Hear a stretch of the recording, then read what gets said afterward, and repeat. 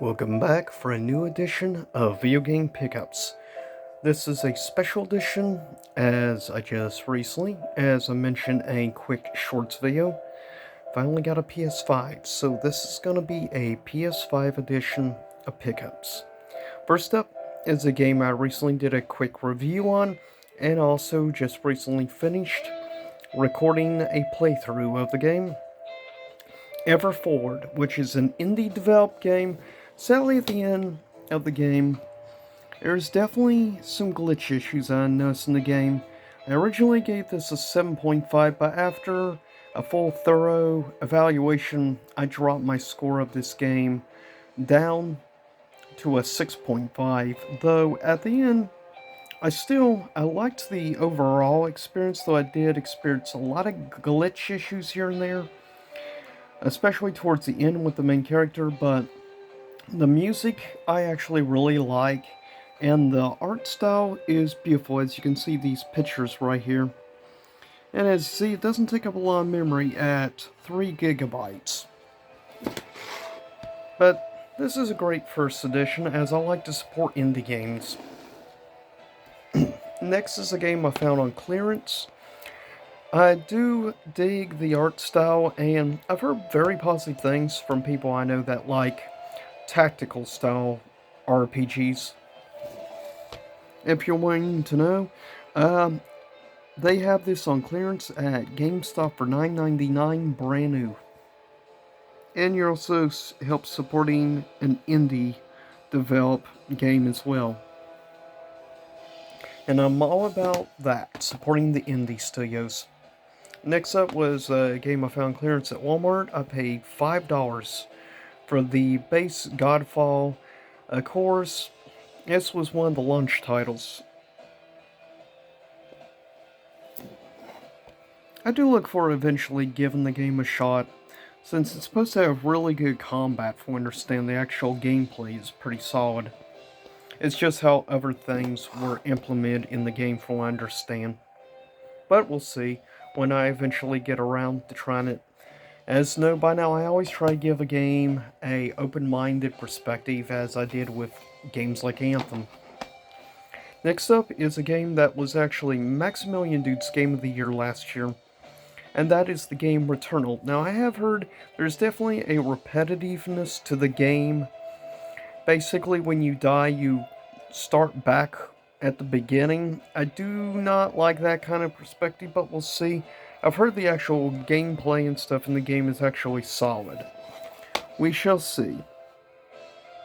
Graphically, it definitely does look pretty good, and I very well doubt a game like this could run on the PS4, even the Pro. At least not without issues. So I look forward to eventually getting around to actually trying it. Next up is another pretty cool looking indie game. It's based around Norse mythology, as you see, and called End of Gods. Now, I actually dig the looks of the game. Apparently it's got a lot of elements of like horror in it, which does sound perfect because of knowing some of the basic legends and myths in Norse mythology. And yeah, it's supposed to be sort of like a survival horror mixed with sci-fi, of course, with obviously taking place around other stuff. And yeah, it includes a free digital soundtrack and stuff, which is actually pretty cool. Total, the game, like many indie games, doesn't take a lot of space at only 3.4 gigs. Now we're getting towards the end.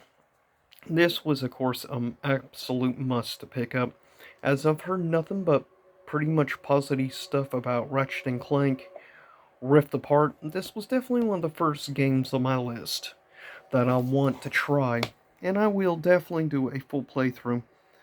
Yeah, dang, 50 gigs, so yeah, it takes up quite a bit of space. Now, I have heard that the game's play and everything in the game is very smooth. That's good, and definitely a next-gen experience overall. Look forward to. Next is, second to last, is the first game I picked up for the console. This was a me at first buy. I am currently doing a record playthrough of the game right now. Ghostwire Tokyo. I will be honest, so far with the game, I have been having a blast and having a lot of fun. I actually really like the gameplay of like using magic abilities and stuff in first person viewpoint. Now, funny enough, this was made by Bethesda Games, as you see. But the big deal is who was involved in the making of this game. But yeah, I actually really dig the art style and everything. But it's seriously a really fun game, and I really like how it's based around like Japanese myths and mythology. Really cool.